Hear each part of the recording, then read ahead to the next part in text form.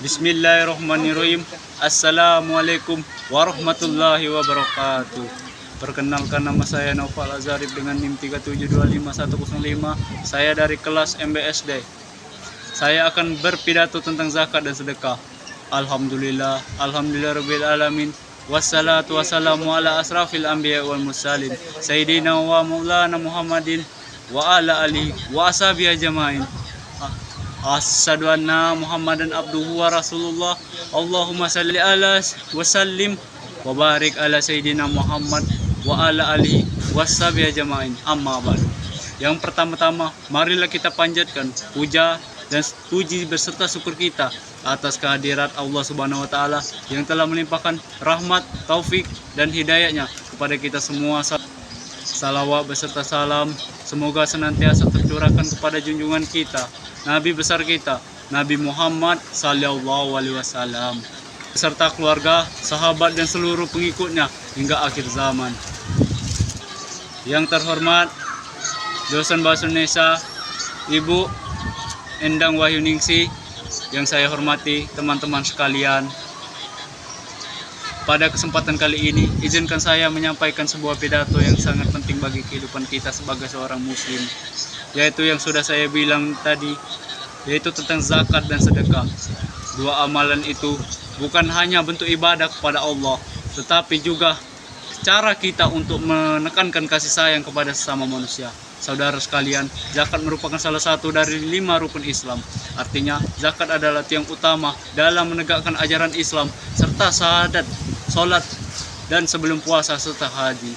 Zakat bukan sekadar kewajiban, tetapi juga tanda bahwa seseorang benar-benar memahami makna keimanan, kepedulian sosial. Allah Subhanahu wa taala berfirman dalam surah At-Taubah ayat 103, yang artinya, apabila zakat dari sebagian harta mereka, dengan zakat itu kamu membersihkan dan mensucikan mereka. Ayat itu menunjukkan bahwa zakat memiliki dua fungsi utama, yaitu membersihkan harta, mensucikan jiwa. Membersihkan harta adalah mengeluarkan hak orang lain yang ada dalam rezeki kita, sedangkan mensucikan jiwa berarti melatih diri untuk tidak tamak, cinta berlebihan terhadap dunia ini. Hadirin yang dirahmati Allah, banyak orang berpikir bahwa zakat akan mengurangi harta, namun justru sebaliknya.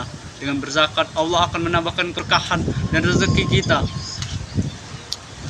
Rezeki yang berkah bukan hanya banyak, tapi cukup menenangkan dan membawa manfaat bagi orang lain.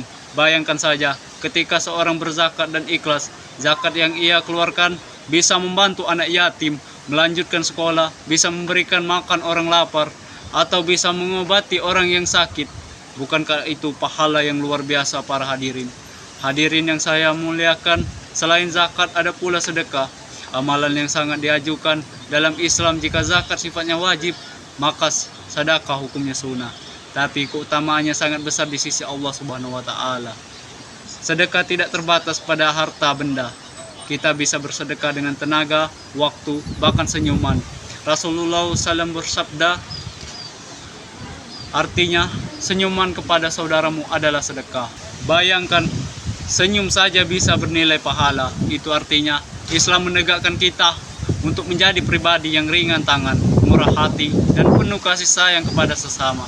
Dalam hadis lain, Rasulullah SAW bersabda, artinya, sedekah dapat memadamkan kemurkaan Allah dan menolak kematian yang buruk.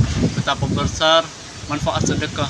Sedekah bukan hanya membantu orang lain, tapi juga menjadi pelindung bagi diri kita sendiri.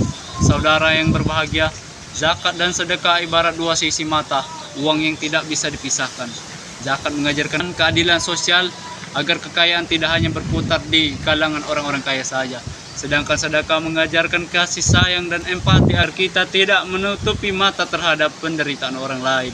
Keduanya adalah bentuk nyata dari cinta seorang muslim terhadap Tuhannya dan terhadap sesamanya. Melalui zakat, kita menegakkan keadilan. Melalui sedekah, kita menebarkan kebaikan. Dan melalui keduanya, kita mempererat tali persaudaraan sesama umat Islam. Hadirin yang dirahmati Allah, bayangkan jika setiap muslim yang mampu rutin menunaikan zakat dan rajin bersedekah, maka tidak akan ada lagi anak-anak yatim yang terlantar, tidak ada lagi keluarga yang kelaparan, dan tidak ada lagi orang yang hidup kesusahan atau kesulitan.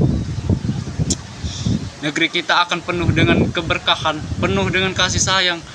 Zakat dan sedekah juga menjadi cara untuk menjadi stabilitas ekonomi umat. Ketika orang kaya menaikkan zakat dan bersedekah, maka harta akan berputar.